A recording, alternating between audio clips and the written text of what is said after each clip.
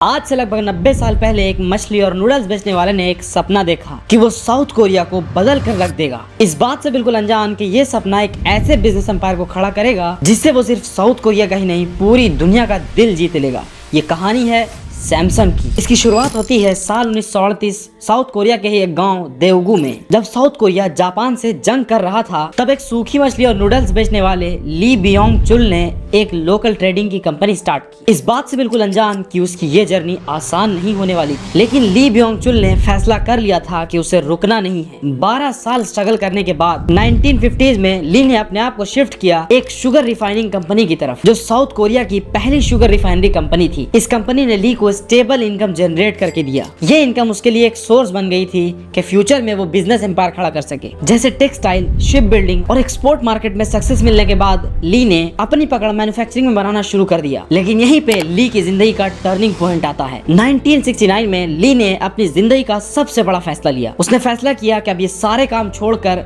Electronics industry में enter करेगा और यहीं से शुरुआत होती है सैमसंग इलेक्ट्रॉनिक्स की। ली ने अपना सब कुछ छोड़कर सारा ध्यान सैमसंग इलेक्ट्रॉनिक्स की तरफ कर दिया, क्योंकि ली को फ्यूचर में इलेक्ट्रॉनिक्स का पोटेंशियल दिख गया था। लेकिन कुछ लोगों को ये विजन समझ नहीं आ रहा था, इसलिए नहीं कि इलेक्ट्रॉनिक्स ग्रो नहीं करेगा, बल्कि इसलिए क्योंकि वेस्टर्न और जापानीज कंपनी इलेक्ट्रॉनिक्स में ऑलरेडी किंग बने हुए थे। लेकिन दुनिया ने ली का ऐसा लीडरशिप रूप भी देखा जिसका स्टाइल सबसे अलग था। जब इलेक्ट्रॉनिक्स का पहला प्रोडक्ट टीवी बनकर तैयार हुआ तब उस प्रोडक्ट को पर्सनली ली ने चेक किया, जिसके बाद उस टीवी में ली को कुछ डिफॉल्ट दिखता है, जिसके बाद सबके सामने ली उस टीवी को डिस्ट्रॉय कर देते हैं और लग जाते हैं एक नेक्स्ट लेवल प्रोडक्ट बनाने में। फाइनली वो दिन भी आ गया जिसका सबको इंतजार था। एक साल बाद फुल चेकिंग के बाद 1970 में सैमसंग ने अपना पहला product black and white TV launch कर दिया, जिसके बाद सैमसंग रुका नहीं और बहुत सारे प्रोडक्ट लॉन्च जैसे वॉशिंग मशीन, रेफ्रिजरेटर, बहुत सारे होम एप्लियंसेस। सैमसंग ने इससे बहुत बड़ी ग्रोथ पाई।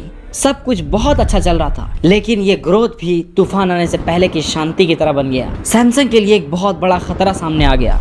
1987 ली बियोंग चुल की मौत हो जाती है। सैमसंग बिना लीडर के बिखर रहा था। तभी ली बियोंग चुल के छोटे बेटे ली कॉन ही चेयरमैन की सीट पे बैठते हैं। शुरुआत में ली कॉन ही ने ज्यादा डायरेक्ट मैनेजमेंट नहीं की, लेकिन की ने 1993 में एक बॉम्ब फोड़ा। सैमसंग का स्टेटस बहुत लो है। ली ने अपने मेंबर से कहा कि सब कुछ छोड़ दो सिवाय अपने बीवी और बच्चों के। ली ने नया मैनेजमेंट का कॉन्सेप्ट लॉन्च किया। जूनियर्स को बोला कि अपने बॉस की गलतियों को पॉइंट आउट करो, क्वांटिटी पे नहीं बल्कि क्वालिटी पे फोकस करो। वुमेन को सीनियर एग्जीक्यूटिव पोस्ट पे प्रमोट किया गया। ली कॉन ही जब चेयरमैन बने तो शाय हेड थे, मतलब वो शर्माते थे, बस नाम के बॉस थे। लेकिन टाइम के साथ ली बोल्ड सीईओ बन गए। ली ने सैमसंग को नए नए एरियाज में बदल दिया, जैसे कार मैन्युफैक्चरिंग। ली की सोच थी कि सैमसंग के 20% प्रोडक्ट साल 2000 आने तक साउथ कोरिया के बाहर बनाए जाएं। अपनी सोच को पूरा करने के लिए ली ने इंग्लैंड के वाइन यार्ड में एक इलेक्ट्रॉनिक्स कॉम्प्लेक्स बनवाया और कुछ ग्लोबल ब्रांड्स भी खरीदे, जैसे AST research, US computer company, Germany की रोली कैमरा कंपनी और जापान की ऑडियो लक्स कंपनी। और यहाँ पे सैमसंग ने बहुत बड़ा टर्निंग पॉइंट लिया। 1995 में सैमसंग के फोन्स में 11.8% डिफेक्ट पाया जाता है। ली ऑर्डर देता है कि सारे फोन्स को एक जगह जमा करो और 2000 लोगों के सामने ली 20 लोगों से सारे फोन्स को हैमर से तोड़वा देता है और फिर उसमें आग लगवा देता है। इससे सैमसंग ग्रुप का रेवेन्यू $87 बिलियन तक चला जाता है, जो साउथ कोरिया के जीडीपी का 19% था। आप सोच सकते हैं कि एक कंपनी देश के जीडीपी की एक पिलर बन गई है।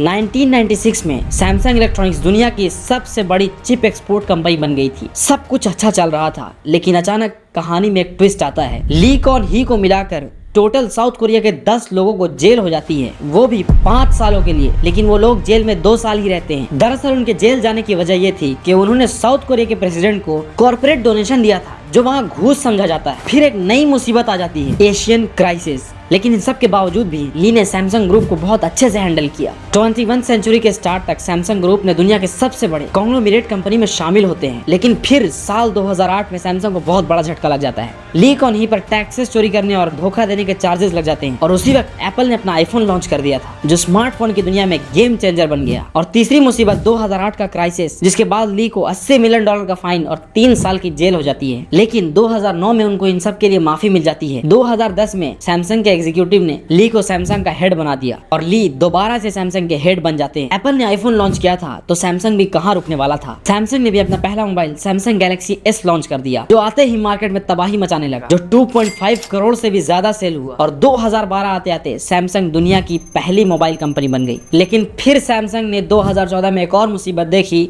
ली को हार्ट अटैक आ गया और फिर से सैमसंग एक बार बिना लीडर के कमजोर पड़ने लगा। लेकिन फिर सामने आते हैं ली कॉन ही के बेटे ली जाए योंग, जिसने कंपनी को बहुत अच्छे से संभाला। ये अभी चेयरमैन तो नहीं बने थे क्योंकि अभी ली कॉन ही जिंदा थे, लेकिन सारा काम ली जाए योंग ही संभालता था। इसकी खुद की जिंदगी भी कंट्रोवर्सी से भरी पड़ी थी। 2015 में ली जाए योंग ने एक काला खेल खेला। अपने पावर सैमसंग में बढ़ाने के लिए उसने अपनी सैमसंग कंपनी को चेल इंडस्ट्री से जोड़ दिया, क्योंकि इस कंपनी में इसका शेयर बहुत ज्यादा था और इसमें बहुत सारे लोगों ने भी पैसा लगाया हुआ था। और ली ने यहाँ तक के 50-60 करोड़ प्रेसिडेंट को दे दिया ताकि सरकार भी इसे कुछ ना बोले। लेकिन 2017 में बात पलट गई और ली पर केस हो गया, जिसमें से 6 साल की जेल हुई। लेकिन ये सिर्फ 1.5 साल जेल में रहा और फिर छूट गया और फिर इसने पब्लिक से माफी मांगी और फिर ये बदल गया। ली कॉन ही की 2022 में मौत हो जाती है, जिसके बाद ये चेयरमैन बन जाता है। ये कहानी थी साउथ कोरिया के सैमसंग की।